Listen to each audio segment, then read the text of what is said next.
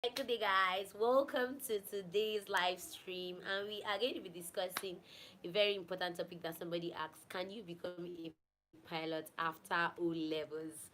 But in case you're seeing me just for the first time, I'm Princess Anu. I'm a student pilot, a commercial pilot license holder, and yes, I train and school in Nigeria.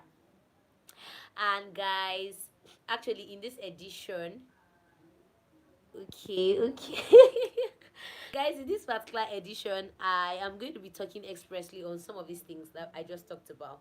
You know, when you say O levels, some people don't know O levels. Like people in basically India, they call their own 12th grade SSCE. People in West Africa, at least they know WAEC and all that.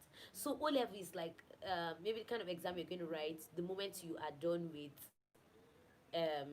senior secondary school. So you have like SS1, like SS2, SS3, this kind of things. So the moment you're done with the secondary school phase, you're going to write an exam that is going to take you to hi, you welcome. Thank you so much, guys, for joining me. Don't forget to give this video a thumbs up. Like, it's a live stream. I kind of like went for service this evening, and that's why we are kind of having a live stream instead of like know how we do it. So don't forget to give this video a thumbs up. If you have any questions, you can leave them in the comment section. Slim Pilot! Angeka, what's up? Have you heard the latest? Anyways, I'm going to be gisting you guys the latest later. No, now. Well, let's talk about this O level stuff. And so, in case you don't know about it, it's something you write when you are about leaving secondary school to either go to university, or people say college sometimes. And so you cannot just get in there. You have to like pass through a process, which is that you have to write an exam. And most of the time they ask for WAEC. You must have 5 credits. In case you don't have WAEC or O level, they talk about you doing NECO. Any of these ones are going to be acceptable. But if you want to go international, definitely you should be looking at WAEC.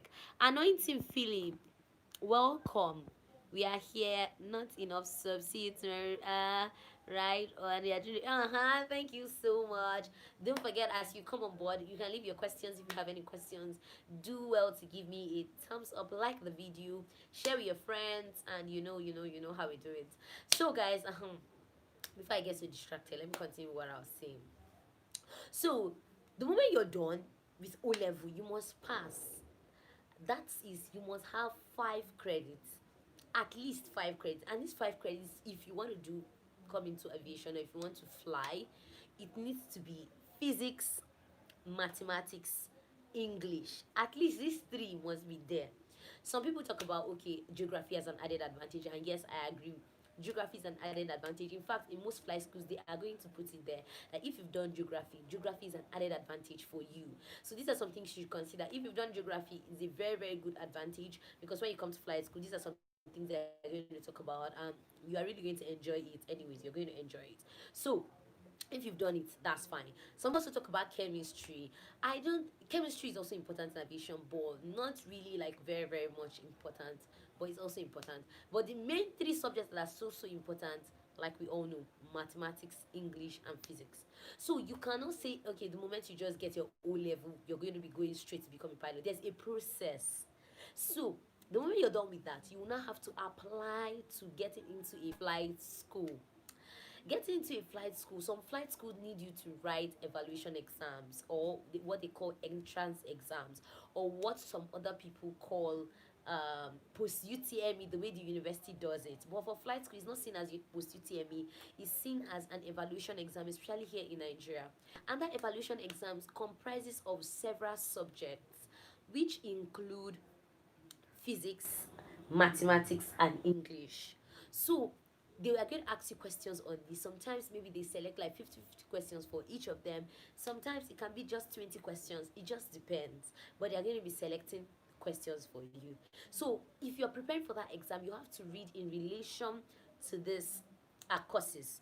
Then the moment you're done with that, you are now going to be accepted into flight school. As it now come into flight school, you will have to do ground school. Ground school, I'm just trying to like wrap up everything so you understand that it's not just when you finish O level, you just jump straight into becoming a pilot. No, there's a process, and I'm just cutting down the process like bit by bit so that you get to understand how this whole thing works. Then when you come into flight school, you're going to have ground school exams. You're going to have, after those ground school exams, when you pass, you're now going to go into flying. Though there are some schools that I've seen outside the country that they don't even need you to do the ground school first before you start flying. That day that you come into the school, you start flying that same day. But this doesn't happen everywhere. For example, it doesn't happen in Nigeria. You must sit for the ground school exam. You must pass. Then when you've passed your exams, then you will now proceed to go into the flight line to start flying. And that period of going to flight line to fly, see guys, I'm not going to lie to you, it's not easy like that. Because I'm going to say, is it so hard to become a pilot? How is it going and all that? It is not. It's not. Trust me. It's not that easy. There are some ups and downs that can come along the line. It just depends on your tenacity. It depends on how much you can persevere, how much you can say, okay, no matter what's happening, I'm going to put in my best. I'm going to put in my best, I'm going to do my part, and I will win. So that's it. Now, consider it for yourself. You've paid a huge sum of money, because both of us know that flying is expensive. So if you've paid that huge sum of money, you don't have an excuse to come and mess up. Reading is very, very important. In flying, you always have to read and read and read. The more you read, the more you get to understand. Just like this meteorology series that we are doing now. Like I said before, I've done most of these things, but me doing it or revising with you guys now, I get a better understanding of how these things actually are. Because then when we were in school, doing it, you read it, sometimes you read it to pass, you read it to understand, you read it to also catch up. Guys, welcome. I can see more persons are joining. Thank you so much, for the comments and all that. If you're new here, don't forget to subscribe, don't forget to like the video. If you have any questions, leave them in the comment section. I'm just going to be reading. And yeah, I'm hearing some flight schools in Nigeria, or a flight school in Nigeria is resuming already, and that's cool. We are still waiting for our own flight school to resume, so whenever it's going to happen, we are hopeful and trusting God that is going to happen. But till then, we have to keep learning, because that's what is going to make us who we are, or who we are going to be. You have to keep learning, you have to keep reading, you just have to keep working hard anyway. So, I was saying, when you've paid so much money, you have to make up your mind to read and finish well, because it's not just, I think there's no fail or pass in there's no, how will I put it, there's no first class or second class in aviation. That's another thing. Someone has asked me that question before, that please, in aviation, do they do like first class, second class, all that? No, we don't do first class, second class, and all that. It's either you're passing or you're failing. And 75, like is the pass mark. So it's either you get 75 and above, or you get 75 and below. If you get 75 and below, that is already a failure. Sorry, if you get anything 74, because 75 is pass mark. So if you get 74, 73, even 70, you are failed. So it's something that you have to make up your mind to work hard to get in there. Now 75, so they look at it like pass or fail. There's no first class, because in the university, we were always like trying as much as possible to like get there, trying as much as possible to like do our best. But we don't do like that in aviation. We basically do the we basically do the pass or fail kind of system. So guys, another thing I need you to also note is that even in this pass or fail system, you have to also do check rides. Check rides are also included in your flying. And so it's like having an exam. You've sat for the class, so you go and fly with your instructor. After flying with your instructor, you're now going to be tested. Like, another instructor is going to fly with you to ascertain if you've really gotten everything your own instructor said. Because maybe your instructor might have overlooked some things, like, okay, you might have overlooked when you climb extra 200 feet. You might have overlooked when you climb 300 feet. But now you're flying with another instructor that is coming with a plain knowledge of you. He doesn't know what you can do. He doesn't know your abilities. He's just coming to fly with you to test what your instructor says you are good at. So when he's coming, he's expecting everything perfect. So that's how a PC and a check ride looks like. They are coming to see everything perfectly well.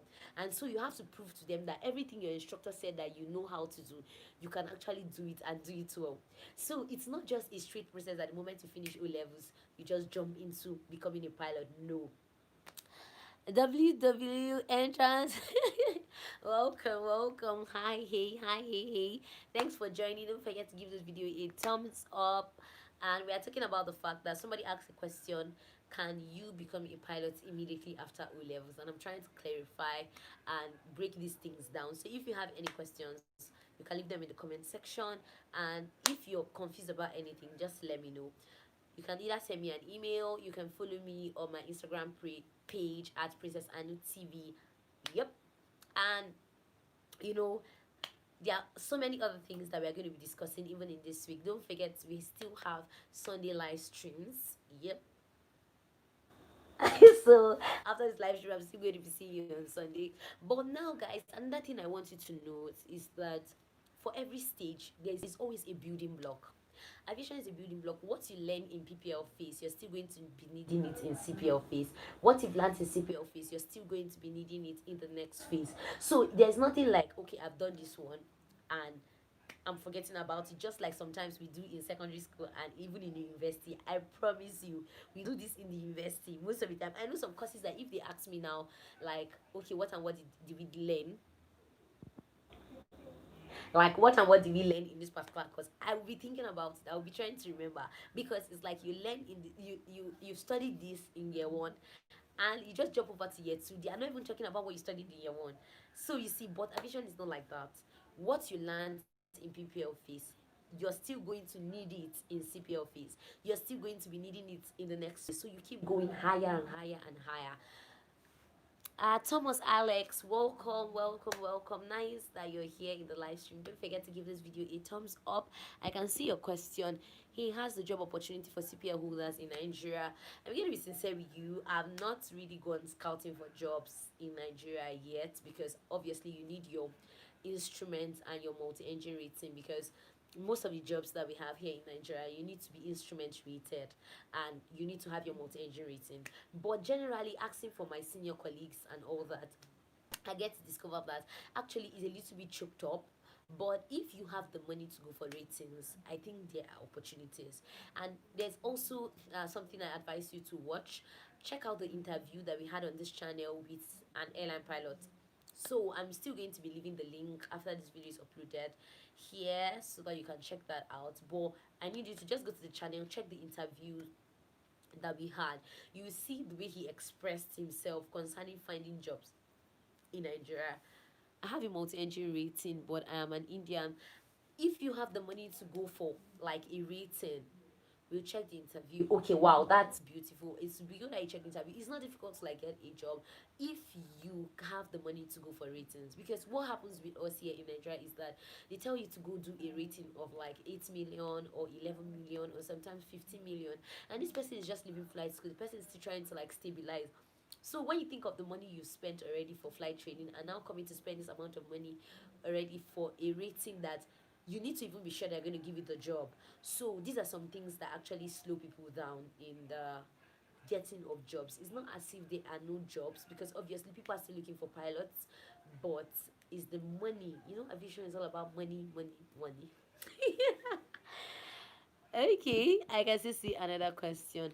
I can go for a rating, but I need a guarantee of a job. That's what I'm saying. You have to now approach the companies.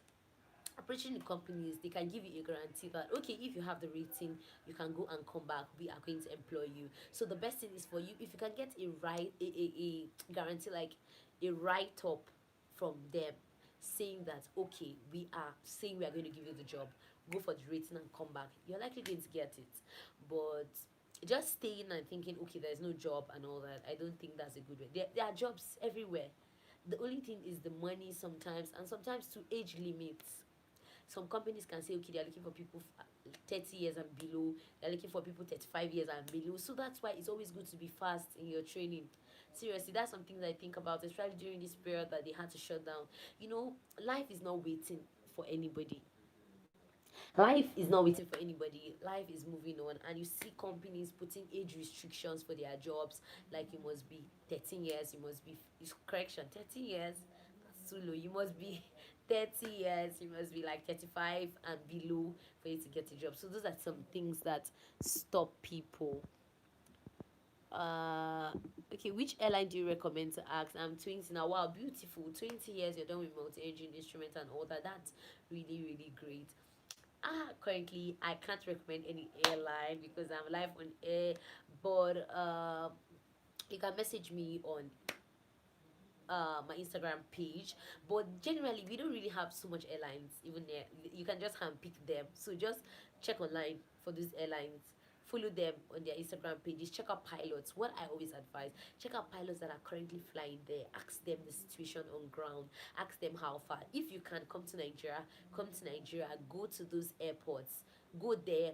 Look for these people, like look for these companies, interact with them. If you are at home and you're just asking people online, sometimes you cannot get 100% of what you want. That's the truth.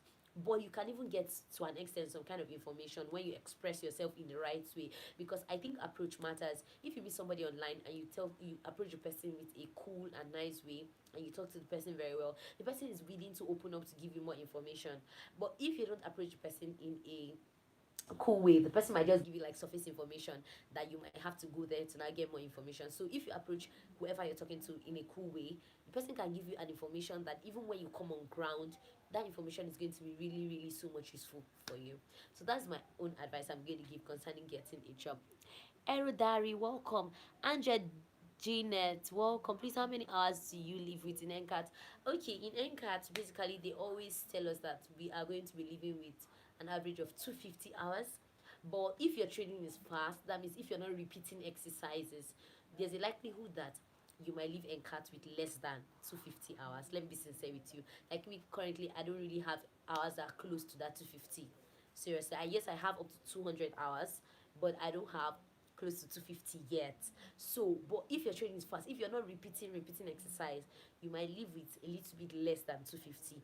But if you have some issues along the way, that's the irony of it. If you have some issues along the way, and you don't like get there like so fast, like finish your training like fast, you can finish with even 250, you can finish with 270. So these are some ways even people used to cheat the system. Anyways, I don't want to use the word people used to cheat the system, but it's just circumstance that makes them get just that extra hours because of repeating exercise. But averagely, they always tell us that what they can assure us is to give us at least 250 hours. So that's it for us here in cards. Okay, Aerodari, is it compulsory to get a degree before going into flight training? Most especially in a Nigerian aviation sector. Okay, no, it is not. In fact, the I used my O level to get into flight school. They don't even want to know anything about your degree. See, something about aviation is that, or flying. I'm going to use flying because there are some aviation courses that you actually need your degree. Like now, a course like air traffic control, you need a degree. In fact, if you don't have a degree, NAMA will not even absorb you, not talk of sending you for training in NCAT, because they always send their people to NCAT. That's why I'm using NCAT as an example. So for those kind of courses, you need a degree. But now for flying, you just need your O level. Nobody wants to know whether you had a PhD or a master's or whatever. But the good thing is that when you get to the airlines, they give you preference, or there are some positions, maybe managerial positions.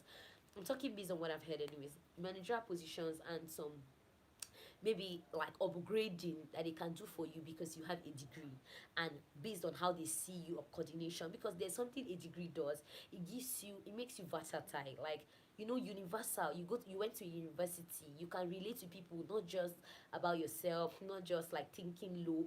It opens up your mind. It makes you see things in better ways. You get. So it just depends on the company you're in. But I know that in the airlines, getting a degree will always give you a better advantage than somebody that doesn't have a degree. If you're thinking about it, whether you should get a degree before going into flight school, I'm going to be advising that you do that if you can. That's if you don't even have the money prepared. I always tell people, if you don't have the money prepared yet, go for the degree, then you now come back later. Sorry, you come back later to do the flying. But if you have the money, take advantage of the situation, go fly, and after flying, when you get a job, you are now going to use the money you're getting from the job. It's going to be flexible for you. You can apply for any course, like you can do your course anywhere in the world because you have the money and you have the flexibility. So you can even do an online degree. You can even, after you finish that one, you can go for a master's. So it depends, availability of the money, how you want to manage it and all that. So what else am I missing? Welcome, guys. I can see more persons are joining. Don't forget to give this video a thumbs up. If you've not subscribed, do well to also subscribe. Okay, Thomas Alex, thank you so much. We'll get back on Instagram. Oh, that's beautiful. I'm happy I was able to answer your question. Which airline do you like to fly for in the future? I for now I don't have a preference because, like, as a student pilot, we basically don't have preferences because you're just waiting to gain hours. You're waiting to just jump out of flight school and go get hours. So whatever airline that calls me, I'm going to jump quick and get my hours and also give them my services because seriously, I don't believe it's just about flying. It's about connecting, networking, making people smile, like being happy and all that. It's not just about being in the cockpit and just handling the controls and flying. No, there's more to it. Those coordination, those things you do when you are with your colleagues flying and all that, they count so much. So guys, this is going to be the end of this live stream for now. I don't want it to be too long. Yes, I know it's a live stream, but so that when other persons come, they can just peep in and watch and say, okay, wow, so much information here for me and all that. So don't forget, we're going to be having live stream on Sunday. So do well to leave your notification bells on at any time so you don't miss anything on the channel. If you have any questions, send me an email. I'm going to reply to all the emails. I have stack of emails that I can see on my mailbox. I'm going to do well to reply them this week. Thank you so much for joining me. I really appreciate you guys. I really appreciate your coming. I appreciate your presence. I appreciate your time. And Climax NG, you just came now. Yeah, sorry. I'm going to be ending live stream now till I meet you guys in tomorrow's edition. We are either going to be learning or talking about something different. Obviously, when you leave the notification bells on, you're going to get all the information. So bye guys, till I see you.